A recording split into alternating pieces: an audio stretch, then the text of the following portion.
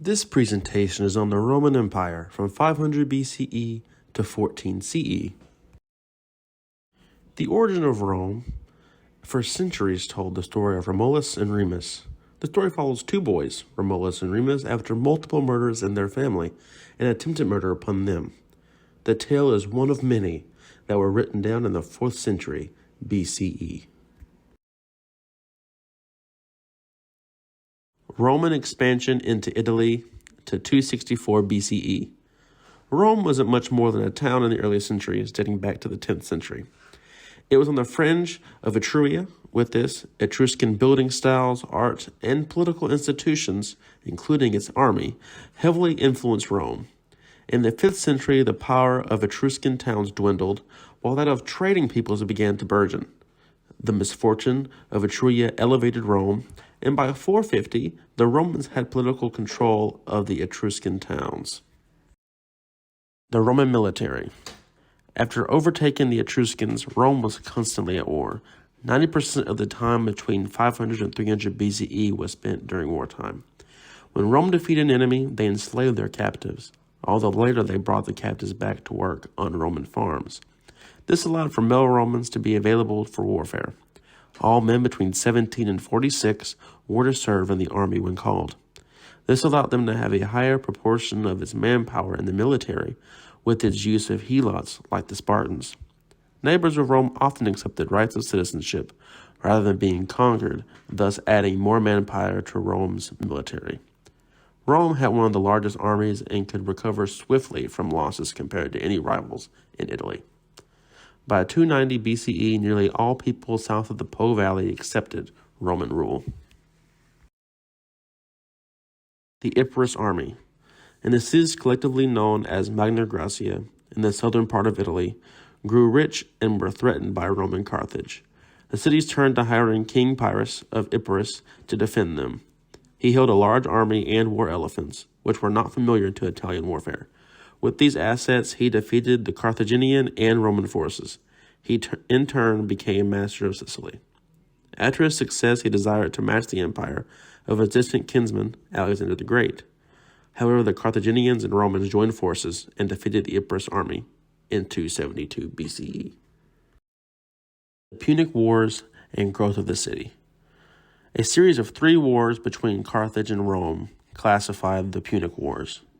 With Rome victories in the wars, it controlled the western and central Mediterranean, and after later victories, all of Anatolia, Egypt, and Syria. After the wars, Rome grew to around 100,000 people by the 3rd century. The city began to build a network of aqueducts and roads to provide the water with adequate transportation and clean water. The aqueducts reduced the chances of waterborne diseases in the filthy city.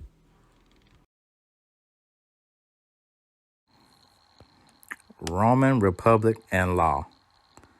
As the empire grew, it took the form of a republic. The code of law was created on 12 tablets in 450 BCE. The republic format and code of law kept civil conflict down.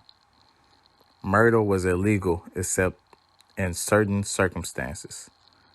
A thief caught in the night was one of them. The man, head of household called a paterfamilias, could kill anyone in his family legally. Laws apply easily to rich and poor. These laws and traditions made for them to believe that it made them better than everyone else, as they were more civilized as people.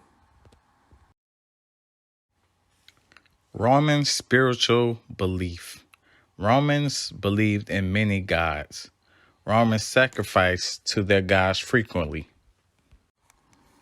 The Roman many gods were Jupiter, modeled on Zeus, and Mars, the Roman equivalent of Ares and god of war, stood in the front rank of the Roman pantheon. Quirinus, god of the Roman people, had no Greek counterpart, but ranked 3rd in importance after Jupiter and Mars. Poor people were especially attentive to Ceres, goddess of grain, fertility, and growth, who corresponded to the Greek Demeter. Romans even had a god for manure and a goddess for the city's main sewer, Closina.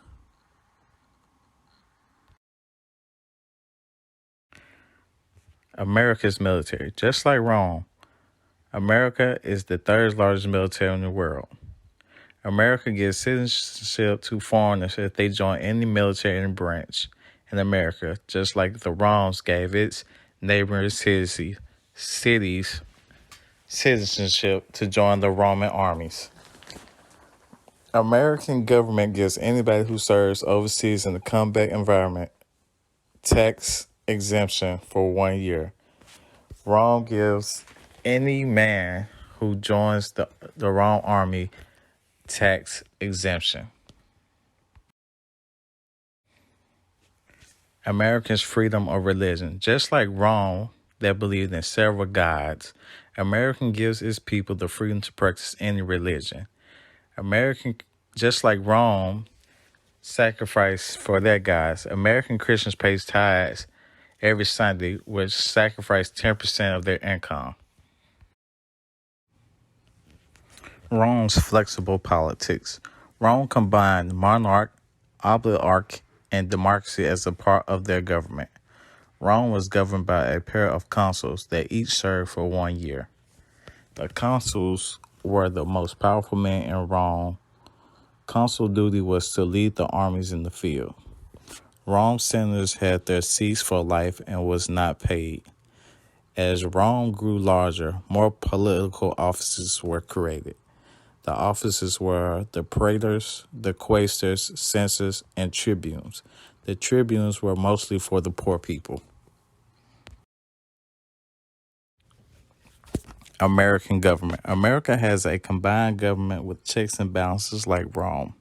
America's senators do not hold a seat for more than 6 years unless re-elected. America does not use consuls like Rome.